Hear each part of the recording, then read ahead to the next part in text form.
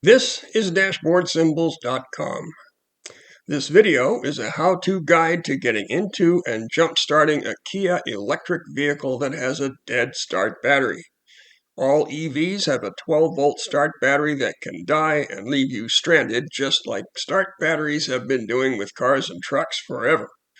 But this seems to catch EV drivers by surprise. We'll start by assuming you're locked out, so let's get you inside.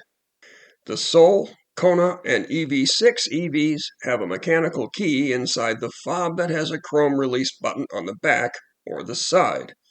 Push the button and pull the mechanical key away. A mechanical key for the EV9 is provided separately, and we're sorry to say that if you've misplaced it, we simply can't help you. The Soul and Kona have a visible keyhole at the back of the driver's door handle. The EV6 has a keyhole beneath the flush handle. Push the front of the handle and then pull the back out as far as possible for access.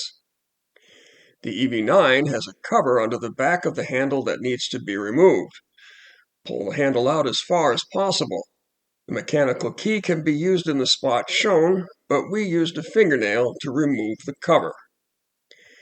In all cases, use the mechanical key to unlock and open the vehicle.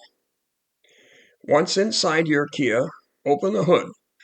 The start battery is located near the driver's side wheel well and is visible. And please do not jumpstart a frozen battery. Remove it and find someplace safe to let it thaw. Jumpstarting an EV is now exactly the same as any vehicle built for 75 years, but we'll run through it for completeness. The numbers in the illustration indicate the order that the connections should be made.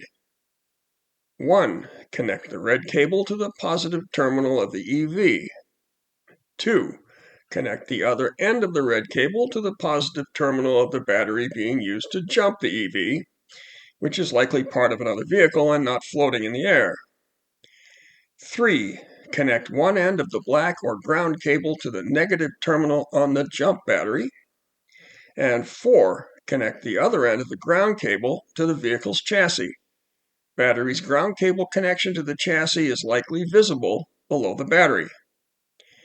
The car should come to life straight away, and it will start as it normally does.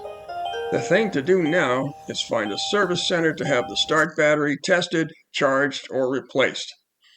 Note that the company makes several more EVs that are available in markets outside of North America, and these processes can likely be adapted to work with them as well.